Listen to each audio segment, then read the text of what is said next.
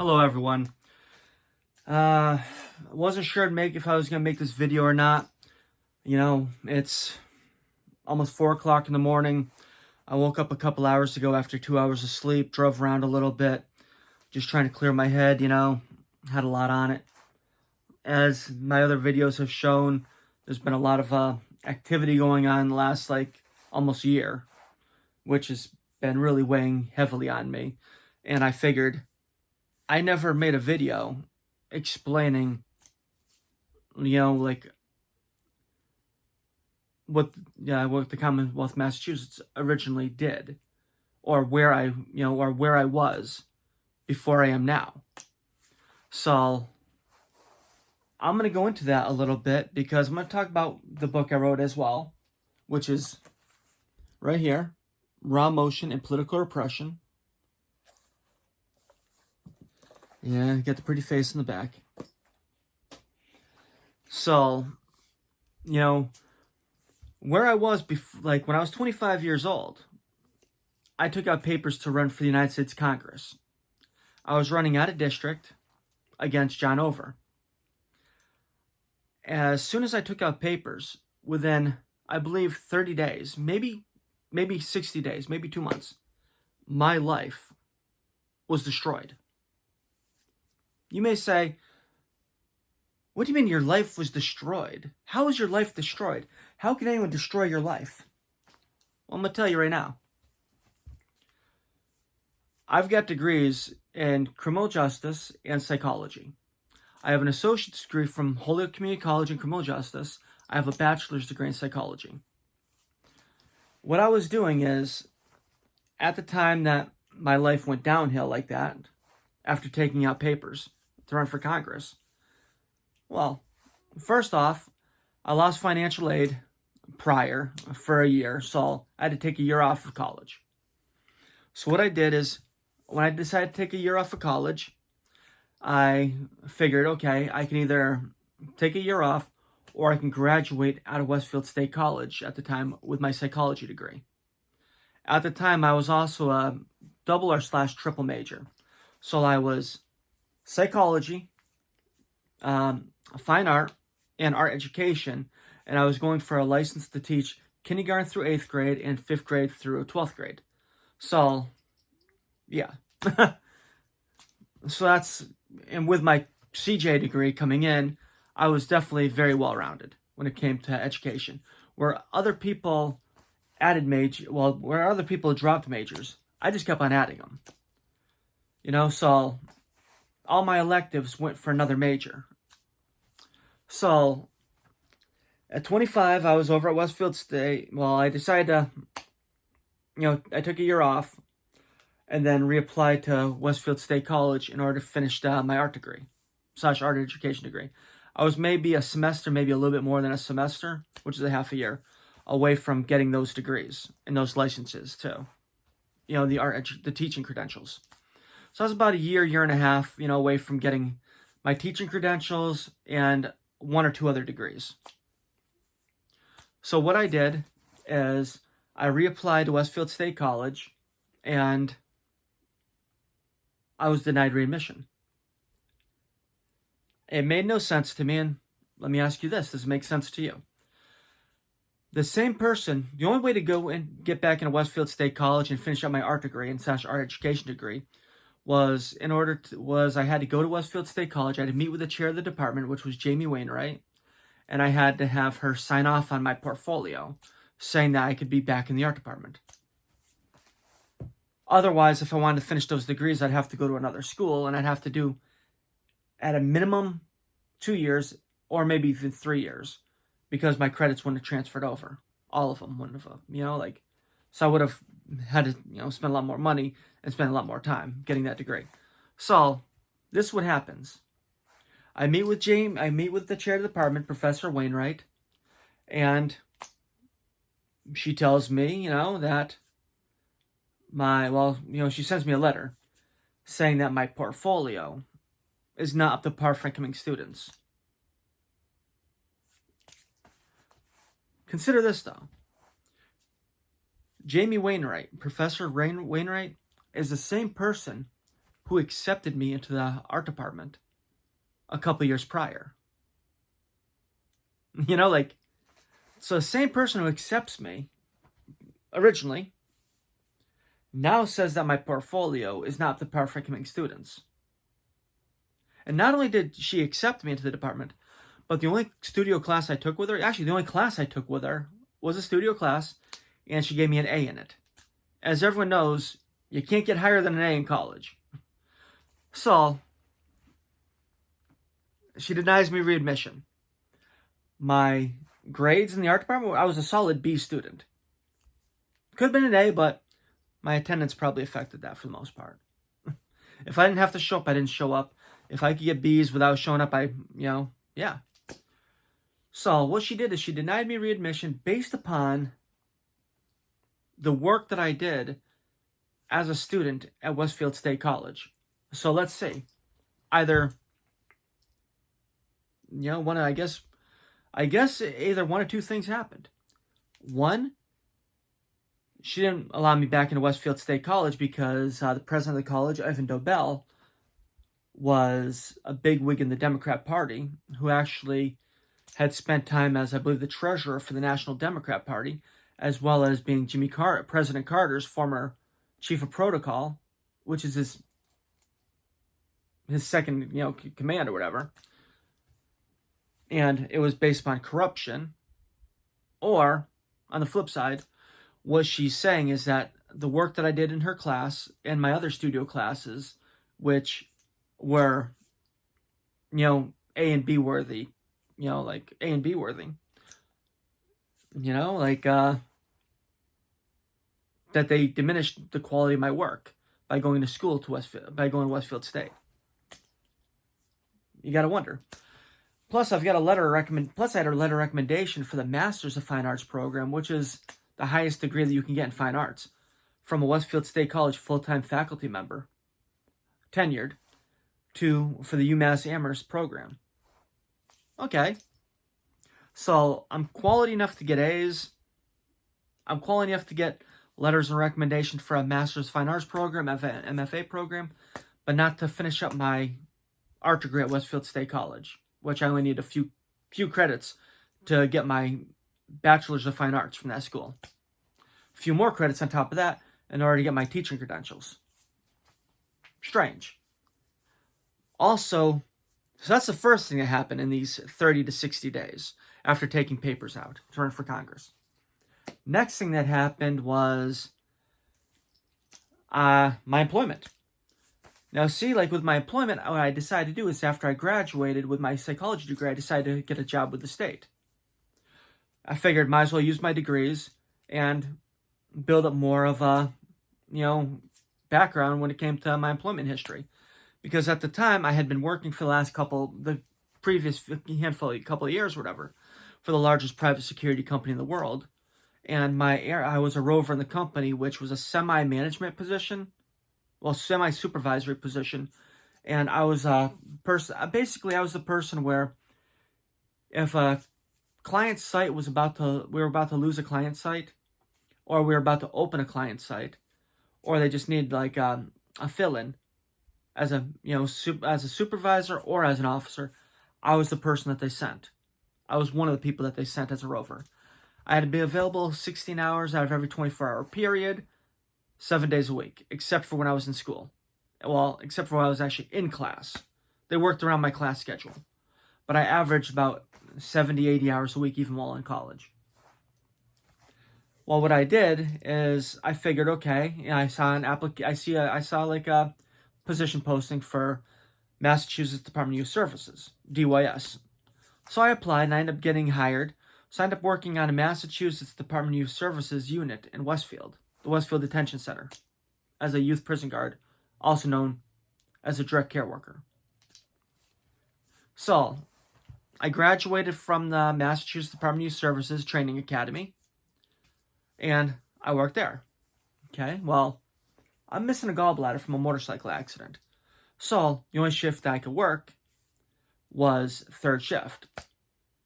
So they moved me from second shift to third shift because of my medical condition. Okay. Well, what ends up happening is As soon as it came out that I had taken out papers to run for Congress, my assistant director of my unit goes in and tells me that I'm being moved from third shift back to second shift, the shift that he told me I couldn't work because of my medical condition. Okay.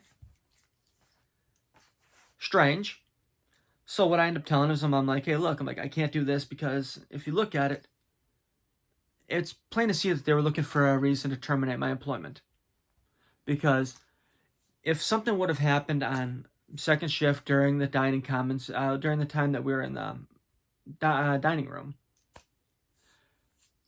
I could have been terminated because I was not there when a situation occurred. And that's usually when most of the violence erupted with the incarcerated youth, is when we were actually in the dining room. So, instead of having that happen, I took that as a constructive discharge.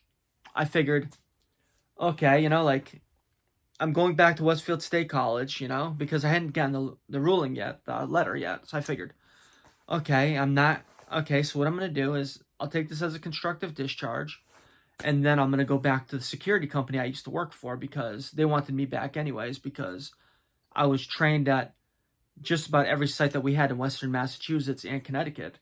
And they also wanted to have me, trained for Vermont, Maine, and New Hampshire, I think New York as well. So I figured, okay, I'm going to go back to work in the private security company. I'm going to go back to Westfield State, finish up my art education degree. And if I don't get elected, I'm going to get a job as an art teacher. Why not, right? Because at that time, I'd worked at Suffield Academy with rich kids.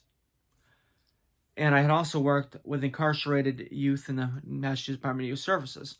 So I figured, okay, I've worked with the, high school population age range and middle school age range, for several years now. So that's going to help me get a job as an art teacher even better, because I've got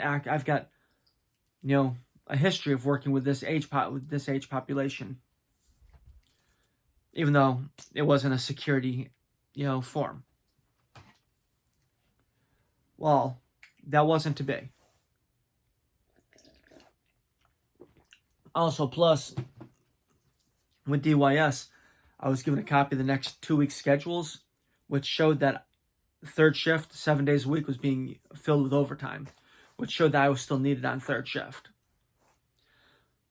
So what ended up happening, though, is before I was able to go and talk to my former manager, supervisor, like that, my scheduling manager at the private security firm, what I did is I ended up getting charged with 2 or 3 false criminal charges through Westfield State.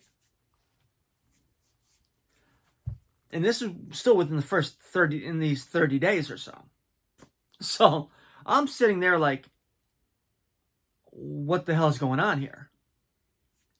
I brought Westfield State College, which is, the reports and everything are in this book. The evidence I provided is in this book. So I ended up bringing in a bunch of evidence. I end up showing how, what's being claimed isn't even possible.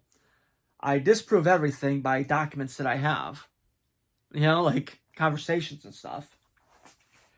And next thing you know, I talk to my old, area manager, and he tells me straight up, he's like, hey, look, if you're facing charges, he's like, we can't hire you back. We can't use you.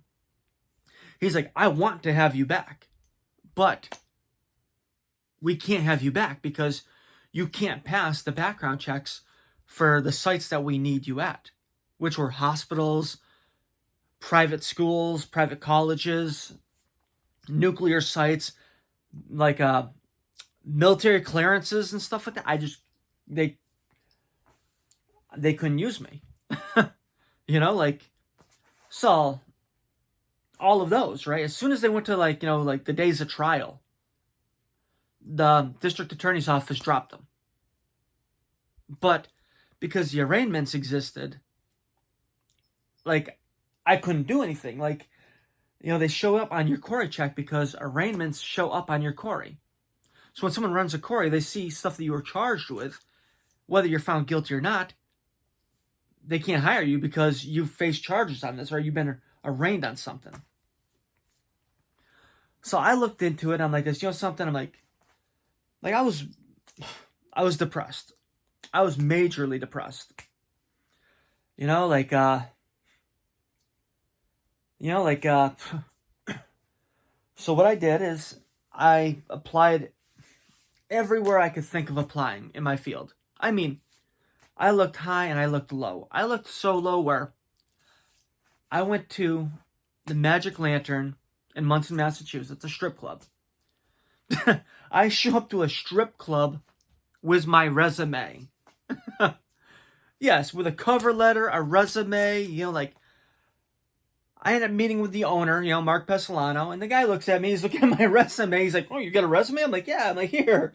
He's like, reading this off, reading that off, and he's like, well, I gotta go do something for a half an hour, I'll be back in a half an hour. I'm like, okay. He leaves. Half an hour goes by. Hour goes by.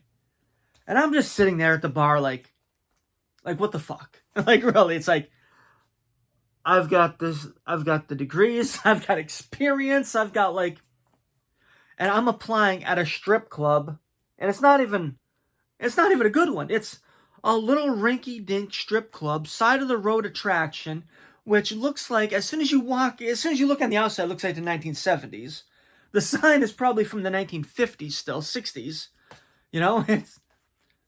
And inside the place, it's got wood paneling, and it's like I'm walking back in time into a dive bar strip club. And I'm just looking around. A couple hours later, Mark Pesolano comes back, we talk, and he gives me a job as a bouncer. The pay is under minimum wage. Yeah. So I was so desperate that I took a job making under minimum wage in a strip club. Just to kind of stay in my field. I figured it was just going to be a stopgate. Everything was going to clear up, everything was going to go away, and I was going to be able to just flip back, at least working into the private security industry. Well, I figured out what I was going to do for, to continue my education. But then, they just kept on piling more and more and more on me. And the more that they piled on me, the more depressed I got. And the more I stayed in that industry. It was so bad that I couldn't even afford my rent. So there was a good amount of time where I was actually living in my car. Just to, just to survive. And, so if you look at it, they took my ability to finish my education. They took my career, and then they blacklisted me out of my career. And remember, even to this day, right now, I have never been found guilty of any criminal offense, not even a misdemeanor. Nothing. I've never been found guilty of anything. Yet they keep on piling shit up and piling shit up and piling shit up. So, finally, I've got enough. Finally, I have reached my breaking point. I'm homeless. I'm living in my car. I'm sleeping in the Walmart parking lot. I'm sleeping in McDonald's parking lots. I'm living in a Mustang. Living in a Mustang, showering at Planet Fitness. So, what I end up doing is, I decide, something? Fuck it. I need to start fighting back. I need to feel better. I need to fight back against the system. So what I do is I write a book. Once again, I write my book, which is a journal, disclosing everything that happened. So, in detail. Paperwork, documents, names, you name it. So I write the book, and at the same time, or very, very soon after, I end up, what I end up doing is I filed lawsuits against the state agencies that were involved and the state employees that were involved, but I made a mistake. I filed them in state court, state superior court, Massachusetts. So, I filed the charges. Next thing you know, I get a harassment prevention order filed against me from one of the individuals who's named in the book, who's named in the lawsuit. The only person who wasn't being represented by the Massachusetts Attorney General's office. So this individual goes in there 8 days after they're served with a lawsuit, and they file for a harassment prevention order, making up a bunch of shit. That's, number one, what's claimed isn't even harassment. And number two,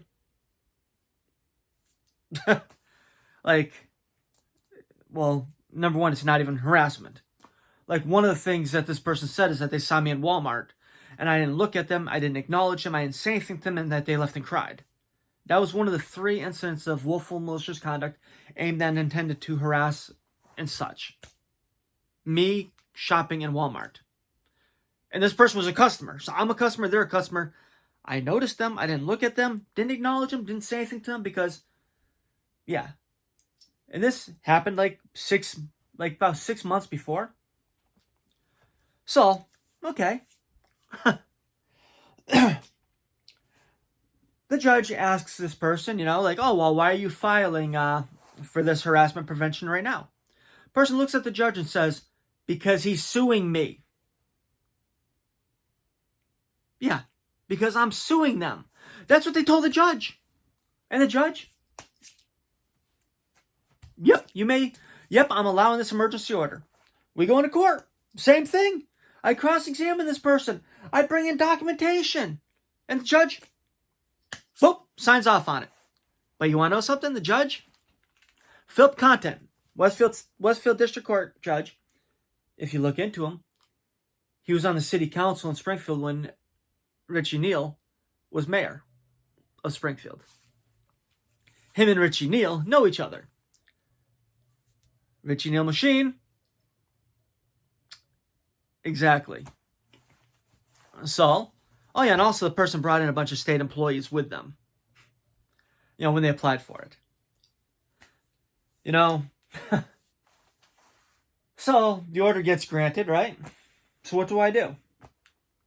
I asked the judge, I'm like, how do I appeal this? The judge says, hire an attorney. I go home. I blocked the first person from being able to see my Facebook page because it came out during the courts that the person had seen my Facebook page. Okay? So I blocked them from being able to view it. And I post what was being claimed. And then I wrote on the bottom, I'm not harassing this person, I'm suing this person. The judge is corrupt. Next thing you know, I'm getting contacted by the Westfield Police Department. And what happens? They ask me, I'm like this, I blocked the person from being able to view my page. I didn't mention their name. All of this, right? I just posted what happened in court. Next thing you know,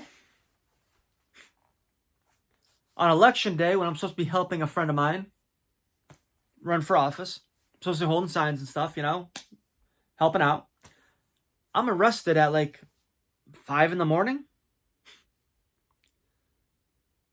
I'm arrested at 5 o'clock in the morning. You can't make this shit up. I'm brought to court. What happens at court? The judge, Springfield District Court judge, says, well, the warrant's out of Westfield, so we're going to have the sheriff's department bring you to Westfield. Remember, this is in the morning. Well, the sheriff's department brings me to Ludlow House of Corrections.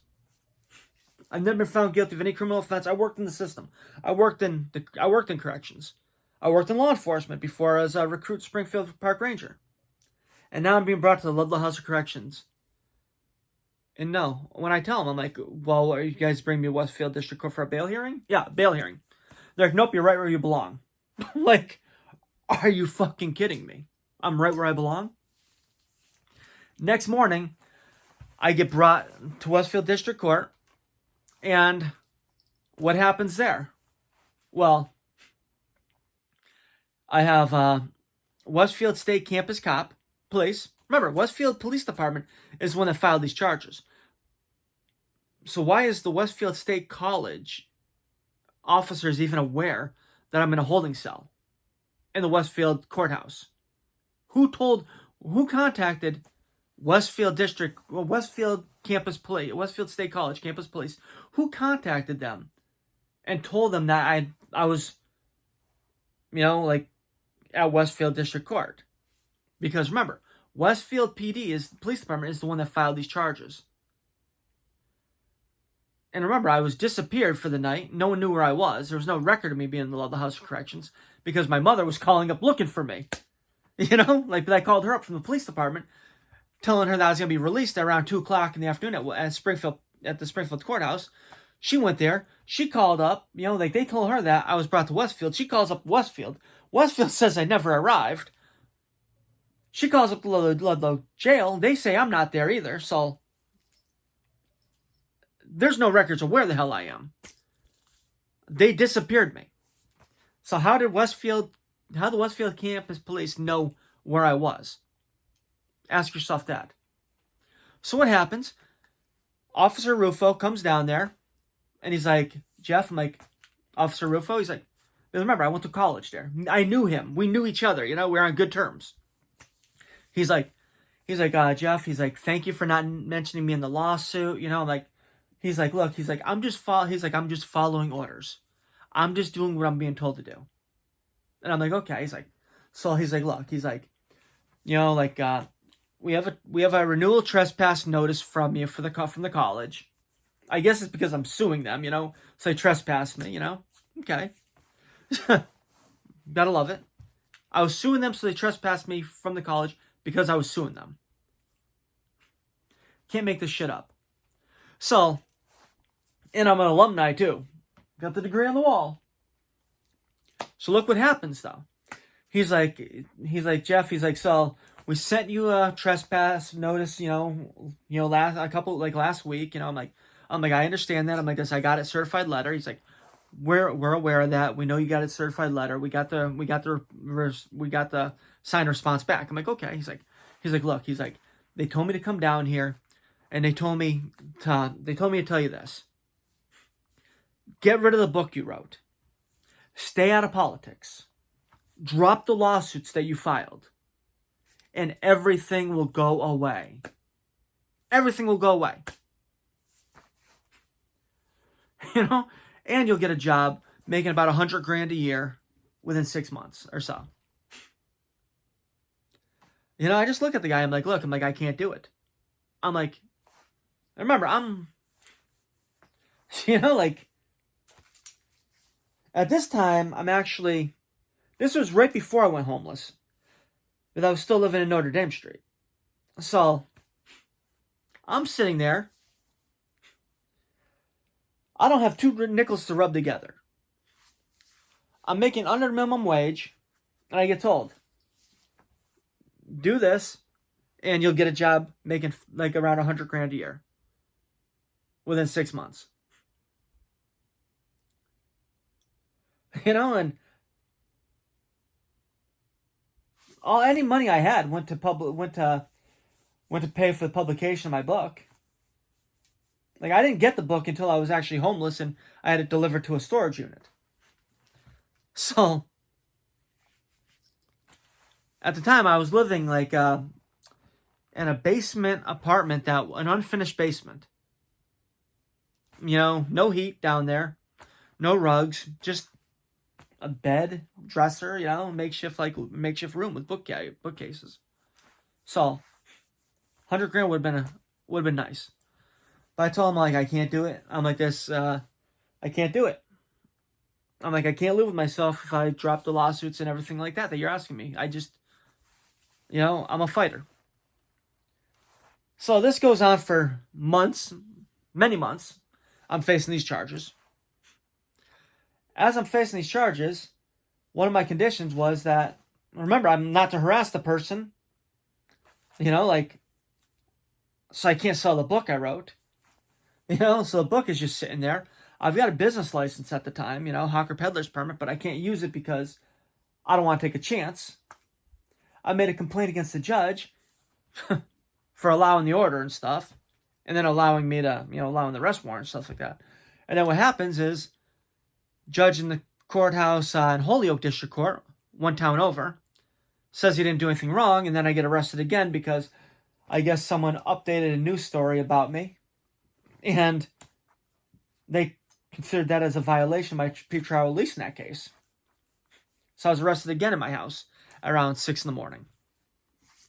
Bunch more information, bunch more crazy shit happened, in all of this. This is just like a complete, quick rundown. If you see the statements and you see what was said and you see what happened in detail, you're going to be like, what the fuck? Are you kidding me? So, that happens. Fast forward, 2-day jury trial. I represent myself during it, right? Remember, I'm not a lawyer. I may have played one on TV, but not even that, I'm not even Rockford Files or Perry Mason or whatever, whoever that guy was, that, what was that guy's name? Well, whatever, the legal drama, or Law and Order. I am not the ADA. So, I end up going in there, 2-day jury trial. Every person that they put on the stand, and there was a couple, admitted to committing criminal offenses against me.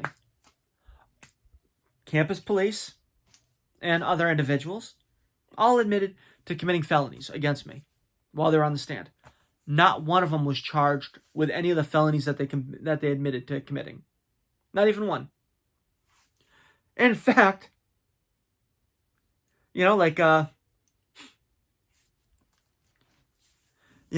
so 2-day jury trial, the judge recessed for a half an hour lunch break. When we came back, the jury was in.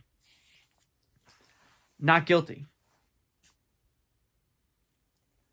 A reporter asked to speak to the assistant district attorney who handled the case. She slammed the door in the guy's face. And this trial was, oh yeah, it was crazy. I got a copy of the recording. Maybe I'll post that one day. But so the trial was crazy. So here I am, not a law student, not a lawyer. I've got a 2-year criminal justice degree, and I beat someone with a 4-year degree and then another 3 years, so 7 years of, college for law. And she was probably about in her 50s, so she had a lot of experience as a lawyer even. So I just beat a seasoned lawyer. Okay? Next thing you know, my business license comes up for renewal, my hawker peddler permit. Well, first off, the harassment prevention order is not renewed. And during the renewal, the individual actually said that the Attorney General's office had paid them to be a victim in that case. Yes, this person actually admitted that in open court, that they were paid by the Attorney General's office to be a victim against me, while at the same time, the Attorney General's office was representing state agencies and state employees in a lawsuit that I had filed against them. And then on top of it, the person also said that they had a legal team to handle their legal paperwork. I asked who the legal team was. They said they weren't going to tell me, and they never did. And that right there is information that should have been disclosed. Who was the legal team? I'm going to tell you right now. Who thinks it was the Attorney General's office? Exactly. And they dropped all the charges because they said that I did not notify the state agencies before I sued them, before I filed lawsuits. Who knows that you have to actually notify a state agency before you sue them? That's not in the Mass General Law. It's in, what is it? It's not in the Mass General Law, but it is in procedures and other things that basically aren't really known to the general public. So, and it wasn't even that they dropped them with me and my ability to refile. They dropped them where I could not refile them. they basically, at this time, I didn't really, when I filed the lawsuits, I still had faith in the Massachusetts judicial system and judges in Massachusetts. But after I filed the lawsuits and a bunch of other shit happened, I learned that I actually learned that in Massachusetts, judges are appointed by judges in Massachusetts are political appointees. So the only way to become a judge in Massachusetts is to be, tapped by a politician, by the governor's council or something, which are all Democrats. Which a lot of them know Richie Neal. Remember, I'm sitting here running for Congress originally, and then next thing you know, it gets redistricted, and Richie Neal, who's the second congressional, representative, well, now Springfield's in the first. John Over, who I took out papers to run against 2 years prior, retires, and now Richie Neal becomes the first congressional congressperson. Strange. And then when I took out papers again, Richie Neal was running for the first. And yeah, look at Alex Moore, who ran against Richie Neal for the Democrat side just recently. He was the youngest mayor of Holyoke. An openly homosexual individual who in the Democrat Party, that right there is something that they support. Yet, Richie Neal's people that support Richie Neal, went after him in part because he was a homosexual. You just can't make this shit up. So, okay. Now what we do is we skip up about 6 years. Little tiny things they tried to do, in the meantime, just a little harass here, a little harass here. But no criminal charges because they just had their asses handed to them in a 2-day jury trial. So they stopped filing false criminal charges against me, right? Because now they know that they have a very good chance that they're going to look like a fool by going against me in court on trumped up bullshit charges. Remember, I went to school for criminal justice. I worked in the system. I dedicated my life to working for the system to help others. So I don't go around committing crimes. It's just not something I do. So skip forward about 6-7 years, right? About 7 years or so. And you know what happens after about 7 years, 6 years? Your Corey check is deleted. If they run a Corey on you, charges from all those years prior don't show up. The arraignments don't show up because only convictions will show up. Only felonies, misdemeanors, stuff like that are available at that point in time. Because at this point in time, your Corey gets wiped in order so stuff from that far behind won't affect your ability to get jobs, apartments, and everything else. So my Corey gets cleaned, right? And we're in the middle of COVID. So I reach out to a few friends of mine who are still work in human services and stuff like that, group homes, different things like that. So I start reaching out to a few friends of mine, I'm like, hey, look, I'm like this. I'm like, can you run a Corey on me? They're like this, well, you have to apply first. I'm like, okay, I'm not going to do it then. So I end up contacting the state, and I find out that my Corey check, I have no Corey. Okay, I'm like, okay, good. So right when I'm about getting ready, right, because unemployment's coming to an end, so right when I'm getting ready to, start applying to jobs, because I'd been a waiter prior to COVID, for the last 3.5 years. I was waiting tables at Red Robin.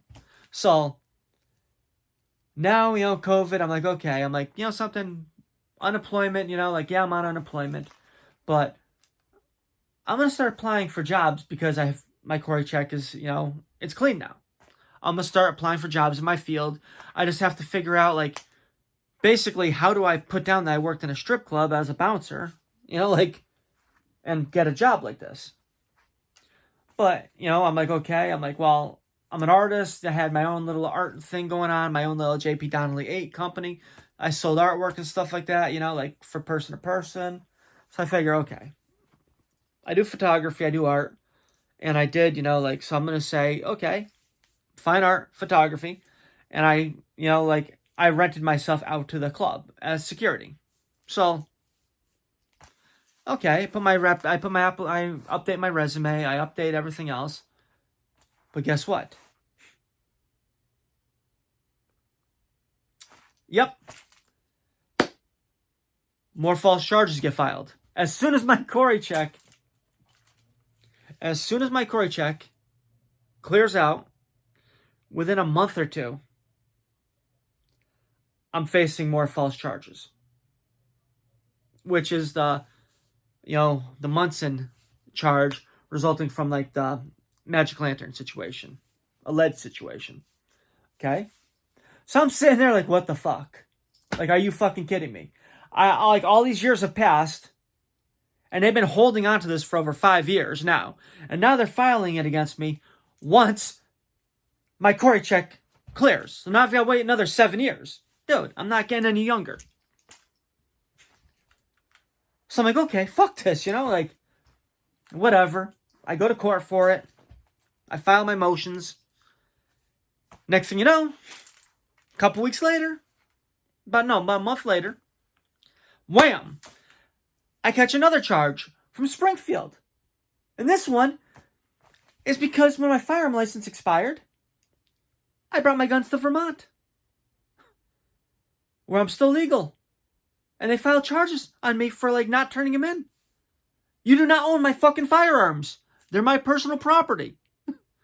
If I bring them to another state where I'm still legally allowed to own in that other state, I don't need your firearm license. You have no control over my physical property that's in a state where I'm still allowed to own in. Plain and simple. It's a no-brainer. But I got arrested for this one. So now I'm facing charges for that. But then I find out in that one that it's like, I find out that they revoked my license on, like, April 12th. My firearm license expired on April 24th, and they contacted me on May 8th. I'm like, hold on. So now I'm looking at it like, if you revoked my gun license or suspended it, like, on April 12th, thank God I wasn't carrying or using my firearm between April 12th and April 24th, because if I would have been pulled over or stopped or seen, I would have been getting a firearm charge for not having a license and having a firearm. And that's what I really think that they were trying to do. And that's why they waited till May 8th, because, they had to contact me, finally. Okay, so I go to court for the motion to dismiss on the Palmer situation. And next thing you know, I get roughed up by the court officers for not wearing a mask. And then they went through my legal papers. And then they deleted the video footage. So I'm fighting charges where they deleted the video footage of what happened.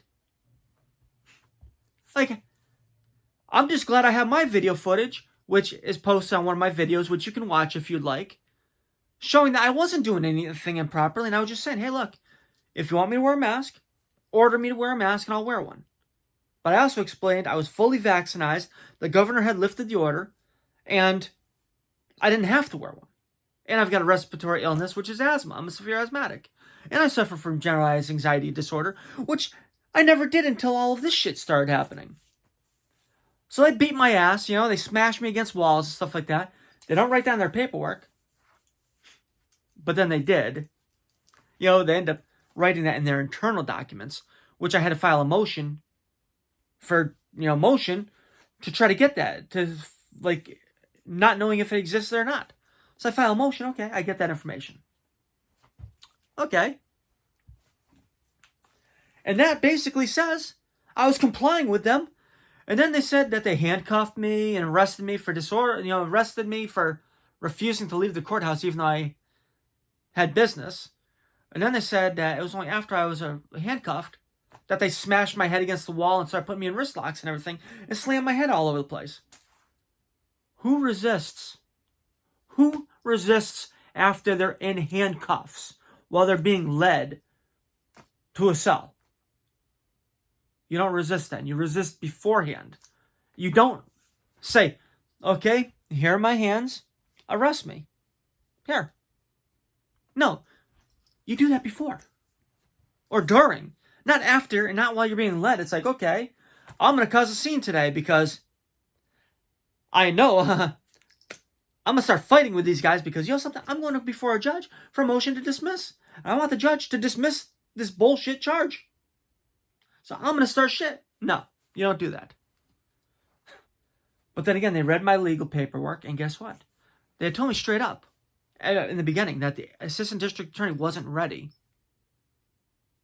Yeah, she wasn't ready for my case to be heard. Well, when I'm finally brought before a judge that day, the ADA had already left for the day. So you know something? She didn't have to argue the motion to dismiss. Now, did she? No. They rescheduled it. And now I collected more charges. So ask yourself this, though. I'm facing 3 charges right now. 3 cases. 3 open cases. One for the alleged incident from the Magic Lantern, which all the video footage from that has been deleted. All of the evidence that the Munson police officer had asked the alleged victim to provide, well, the alleged victim refused to provide any of it. The cop wrote in his statement that the alleged victim refused to provide any of it. Also, originally, they only gave me the first 2 pages of a 5-page report, which the other 3 pages completely, showed that I didn't do anything wrong. Kind of strange. And also one of the cops there was also a police officer in the building exactly when it happened. His statement exonerated me as well, but that wasn't included in the original packet. I had to file motions to get that information as well. So, the videos that they did, the audio and video recordings of my statements and the other person's statements, where they even tell me that the other person's statements kept on changing, mine had stayed the same, and I wasn't going to be facing charges on that. Well, those have been deleted as well, or hidden. So, everything that would have helped my case in there has been deleted or willfully destroyed and willfully not turned in. Okay? Thank God I have my text messages still, and I have documentation that I've collected over the years. And all of the documentation I collected after facing these charges, which is, Lord help me. Whew, this person is a complete fucking criminal. Like, a major criminal. A child rapist. Yes, this person actually molested a child. And was found, why they were never charged with it, I cannot understand. Because the kid's mother, I've got an official police report from the kid's mother pleading with the police to arrest this person for statutory rape. Yeah. But this person is a convicted felon for lighting their car on fire and staging a burglary in order to commit insurance fraud because they wanted money for a car that they had full coverage on. Oh, yeah. Bunch of other shit, too. I'll probably be doing videos on that, too. So, I get that one. The Springfield case is a gun charge. And that one's because they say I refused to turn in a firearm license and firearms. Firearm license was expired, so I didn't have a firearm license. And the renewal I put in, they never even cashed the check, and they sent me back my application with the uncashed check in it. And the state has no record of me applying for renewal because the Springfield Police Department never filed that with the state because they never cashed a check even. So, I had no firearm license on the day in question to turn in to them. And the firearms, they even wrote, I said that they're in Vermont, where I was still legally allowed to own. And the cops actually went to Vermont and collected them on my pretrial conditions in that case because the judge said part of my pretrial conditions was I turned in the firearms to the Springfield Police Department. So the Springfield Police Department went to Vermont and got the guns illegally. So I'm facing that. And I'm facing the one with the court officers where, they deleted the video footage of exactly what happened. So if you say someone's going out of control in the lobby, don't you think you'd want to keep a copy of their recording showing that the person is going out of control? But no. The problem that they had was, they knew that I was they found out afterwards that I was actually videoing. And they realized, we are fucked. We're fucked. Why are we fucked? Because it will show that as soon as he stopped video recording and put the mask on, within a minute or 30 seconds is when we fucking attacked them. And they attacked me because I told them that I was going to be suing them for violating my rights under the Americans with Disabilities Act.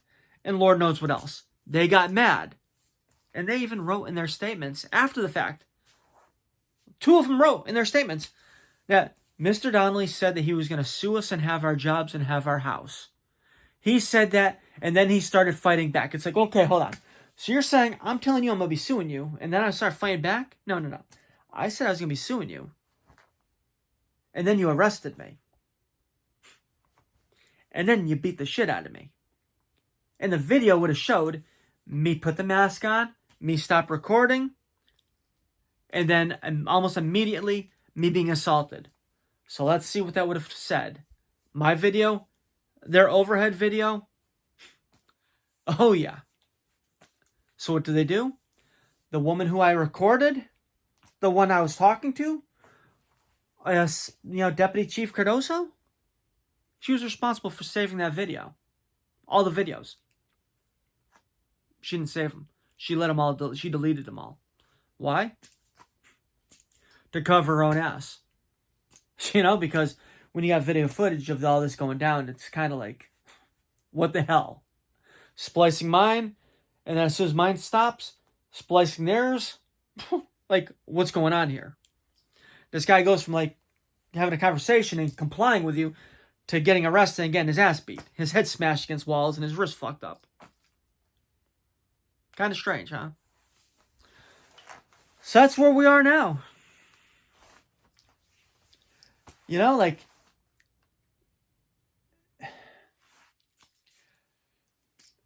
If you're going to run for office and you're going to run against the machine, if you're going to be that nail that sticks up, they're going to pound you in. They're going to do what they have to do to protect their power structure. And that's what they're doing with me, plain and simple. If I would have taken out papers to run for city council as a Democrat, spent a couple terms of city council as a Democrat, ran for mayor as a Democrat, spent a few terms as mayor as a Democrat, then decided to run for the United States Congress or, the Senate or the House of Reps in Massachusetts as a Democrat, I would have a great state job right now. Well, when I'd be with the city council, I'd have a great state job. And then I would have had no issues at all. And yeah. But I fucked up. I took out papers to run as a Republican. And if I didn't do that, my life would be completely different than it is now. I would have, yeah. So, what I'm asking is, if you can, buy the book I wrote, my information's on the bottom of this video, PayPal, or even better, just, contact me. We'll meet up person to person, and I'll sell you a copy. Reach out, buy some artwork, help out the cause. I don't live a lavish lifestyle. Whatever I make on this stuff, I just roll back into it. I buy more art supplies to make more art. I roll money back in to buy more books. I am my publisher right now. Until I get a big name publisher to come in, this is all out of my own pocket. I paid for these books when I was homeless to be produced. So, any help, any assistance that you can give is just going to get rolled back into the fight. For flyers, you name it. The money I make from artwork, I do believe in giving to charity, So a percentage of whatever I make off the art will go to charity. The other percentage will go to the fight and for producing more books and stuff, because I do have a follow-up book that's just about ready to be produced. But I just need the money for the, the funds to actually, print it. Maybe even get it edited, so. And then for the last stuff that's been going on, I've been writing about that as well. So I've got at least 2 other follow-up books to this first one that, are in the, in the works. So, any help or assistance that you can provide, just, donations can be sent to, done on PayPal at jpdonnelly8@aol.com, or my P.O. box is listed, like on this video on the bottom, like in the description. So checks, cash, money, whatever you want to send. Like, if you have any questions at all, feel free to reach out. Hell, if I get enough questions, I'll do videos about questions I'm being asked as well. Like, one of these days I'm going to do a video of a lot of the artwork that I've done to show you that I am an artist. Or at least I consider myself an artist. And with some of the shit that you see nowadays, look at Hunter Biden. He's known for coke. And he's using he's using a straw to blow into ink to make artwork. It's like, dude, you're known for being a cokehead, a crackhead, a coke. Like, you're known for sniffing coke. And you're using a straw. What's next? Are you gonna use you might as well just use a roll up dollar to do this, Come on. But, like, if you look, I've done that. I've done these, done those, like, did this, like, that's oil pastel, that's watercolor, colored pencil, like, photography, tweaked photography, like, like, I will be doing a video sooner or later about, showcasing more of my artwork, I've had art shows, in local, like, public venues. So I am an artist, Who knows? Maybe you'll buy like a woodblock print for like $20-25 and be able to flip it in a year or 2 for a hell of a lot more. Look at Banksy. He did it. Banksy, you bought something from a while ago from him for $5. That's worth hundreds now or more. Like, I hate to push myself out here, like, as an artist and stuff, like, but hey, I was offered a full scholarship to an art college in Maine when I was in high school. I chose not to go because I didn't want to waste all that time going just for art. I went for criminal justice. I went for psychology. I went for subjects that I could actually use. And also, I did art. You go to an art college, all you're learning is you're going to school for art. You're not really having a degree that can reach out to more areas. Okay. So, questions, comments, concerns? Have a good night, and hopefully I can get a couple hours more sleep because, yeah, I kind of want to wake up in the daytime. So, who knows? I'll probably end up painting or something, maybe doing some writing tonight, for a couple hours, who knows? Okay, have a great night.